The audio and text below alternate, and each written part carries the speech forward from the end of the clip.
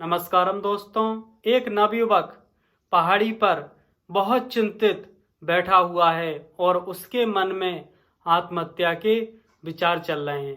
वह अपने जीवन को समाप्त करना चाहता है क्योंकि उसका उद्योग धंधा पूरी तरह से फेल हो चुका है। उसके ऊपर लाखों का कर्जा है। तभी एक बूढ़ा व्यक्ति उसके पास आता है, उसके कंधे पर हाथ रखता है और एक 5 करोड़ का चेक उसे दे देता है। वो युवक चेक लेने की मना करता है, लेकिन वो बूढ़ा व्यक्ति फिर उस चेक को वापस नहीं लेता है। उस नवयुवक को तो मान लो नया जीवन मिल गया है। वह घर जाता है और ड्रॉअर में संभाल करके उस चेक को रख देता है। वह सोचता है कि यह रकम तो है ही मेरे पास में, लेकिन अब मैं जो उद्योग धंधा मेरा फेल हो चुका है उसको ही चलाने की कोशिश करता हूँ। और अब वह निश्चिंतता से अपना व्यापार करने लगता है।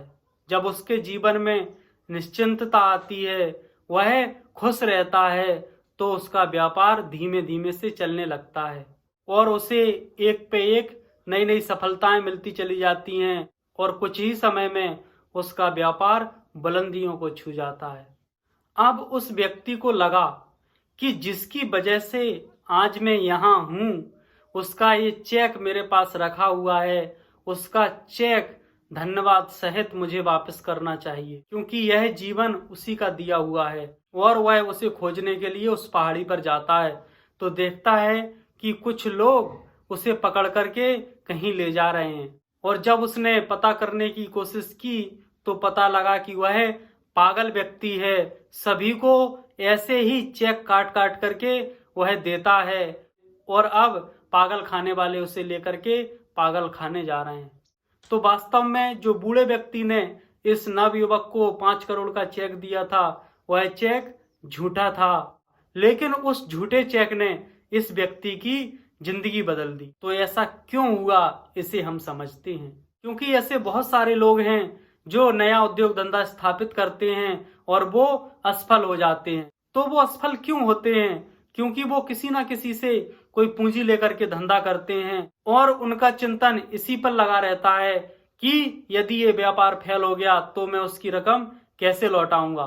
और जब वो इस बात से चिंतित रहते हैं कि मुझे उसकी किस्त भरनी है, उसकी किस्त भरनी है, तो व्यक्ति जब इस तरीके की भय की तरंगों को उत्पन्न करता है तो ऐसी ही और भय देने वाली समान परिस्थितियां उसके जीवन में आने लगती हैं। क्योंकि जो ट्यूनिंग हम यहाँ से दे रहे हैं, वही ट्यूनिंग वाली सारी चीजें हमारे जीवन में आने लगती हैं।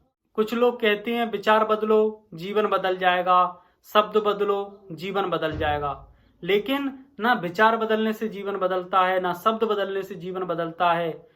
जिसके कारण जीवन बदलता है वह है हमारे विचार की तरंग। जब हम तरंगें बदलते हैं तब जीवन बदलता है। आपने ऐसे बहुत सारे लोगों को देखा होगा जो अपने बिजनेस में खूब सफल हो रहे हैं, खूब उनके पास में समृद्धि बढ़ती चली जा रही है, लेकिन जब भी उनसे बात करो तो शब्दों में वो यही कहते हैं कोई भी फायदा नहीं हो रहा, सब धंधे चौपट पड़े हैं। लेकिन ऐसा कहने पर भी उनके जीवन में निरंतर समृद्धि इसलिए बढ़ रही है क्योंकि सिर्फ शब्दों के द्वारा वह कह रहे हैं कि घाटा हो रहा है, लेकिन उनके भीतर ऐसी तरंगें मौजूद हैं जो ये जानती हैं कि फायदा ही फायदा है। तो सिर्फ शब्द बदलने से जीवन नहीं बदलेगा, शब्दों के साथ में हमें अपनी भीतरी तरंगों को बदलना होगा।